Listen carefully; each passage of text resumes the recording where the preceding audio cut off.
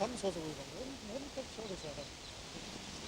这样这冰的同学做3个工，好生做。老师。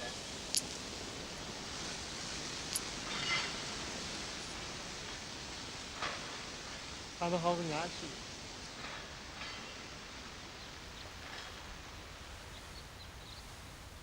虽然他没有了之后。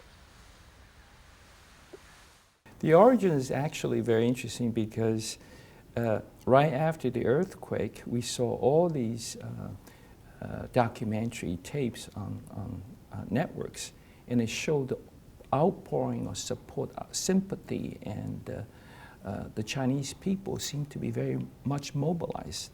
And also the free access of international media to cover the story. This is something very new because in the past, China rarely allow coverage, forget about international, even domestic coverage on this kind of disasters.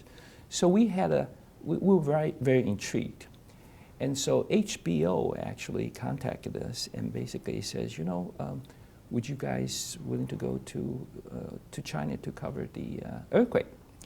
And their intention was, well, to see what's going on, mainly that to see how China deal with their disaster. Knowing the fact that we had our problems with handling disaster. And so in other words, it was a much more broader, much more, wanted to have a much more philosophical approach to this story. But the first thing happened, we got there, was the resentment from parents whose children were killed in the schools they attended during the earthquake. And the parents felt that so many schools were so poorly constructed and they collapsed. And somebody has to answer, why was that the case? And so we didn't have a chance to really look at the bigger issue. On the second day we were there, we encountered these demonstrations. And the demonstrations sucked us into the reporting the most critical issues confronting the region at that time.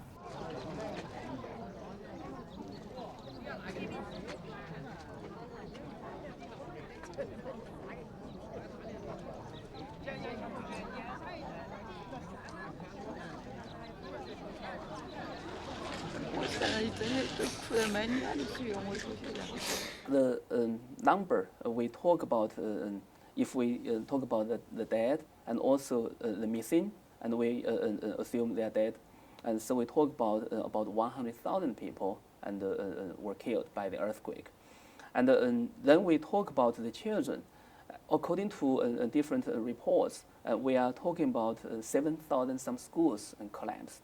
We are talking about close to 10,000 school children that were killed. And the Chinese government created a law, and basically you should have 9 years volunteer and free education for all kids.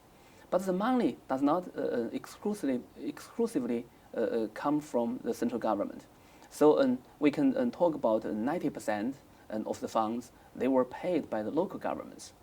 So that caused a major problem because some local governments, they are rich enough so they can have enough money.